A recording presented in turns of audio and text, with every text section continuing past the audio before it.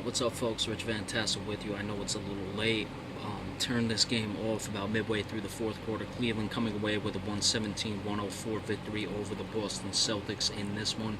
LeBron will do the box score first. LeBron James, spectacular again, 38 points, 9 rebounds, 7 assists.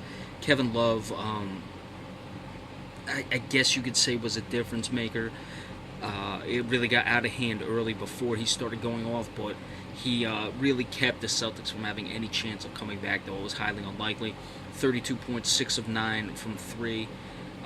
Tristan Thompson, only 9 rebounds. He was getting a lot early, had 20 points. He was killing the Celtics. Kyrie Irving, 11 points, 4 of 11 shooting.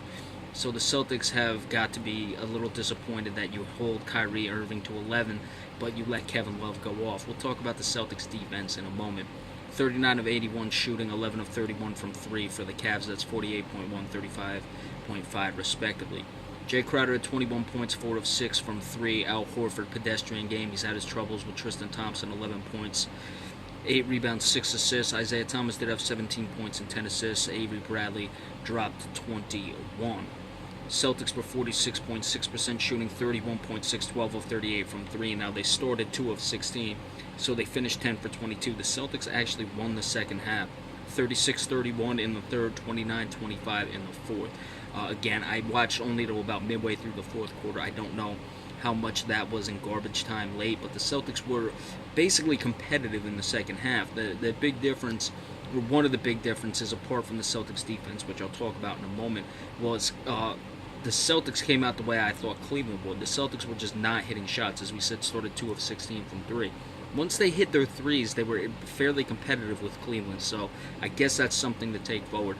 Jaylen Brown, I thought, played very well. I think he needs to get the start over Amir Johnson. Tyler Zeller got minutes, but in the end, there was just nothing they could do because they killed themselves early with their defense. They were switching high pick and rolls, putting centers on LeBron James, Olynyk a few times, and was just killing them, and that really put it away with the Celtics not shooting very well. So the Celtics, look, they have to make their shots. Game 2 is clearly very important to them. We'll see if they can carry something over with the fact that they made some shots in this one, but you know, they got to figure out what they're going to do defensively because clearly the schemes aren't going to work, and they held Tristan Thompson in check for the most part.